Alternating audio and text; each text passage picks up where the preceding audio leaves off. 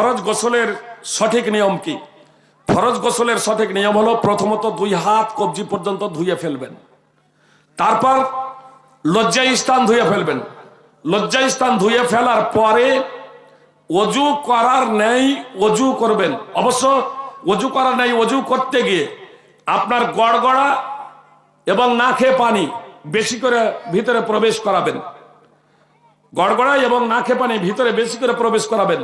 অবশ্য যদি দিনে এটা প্রয়োজন হয়ে যায়, যেমন স্বপ্নদোষের মাধ্যমে, এতেলামের মাধ্যমে হতে পারে সেটা, তাহলে কিন্তু গড়গড়া এবং নাকে বেশি পানি ভিতরে প্রবেশ করাবেন না সেই অবস্থায়, রোজার অবস্থায়।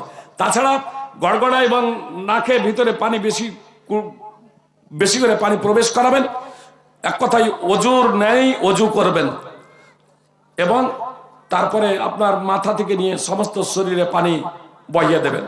আমার মা এবং বোনেদের চুল ঘন বড় থাকে, তাদের চুলের জড় পর্যন্ত ভিজানো এটা আবশ্যিক নয়। ভিজা মনে করলে ভিজাতে পারে, ঠান্ডার জন্য তারা যদি মনে করে ঠান্ডার লেগে যেতে পারে, আমরা ওই চুল খুলবো না, ওই অবস্থায় আমরা গোসল করে নেবো। গোসল করতে পারে, কোনো সমস্যা নাই, তাহলে শরীরের যাতে সমস্ত অঙ্গ প্রত্যঙ্গ ভিজে যায়।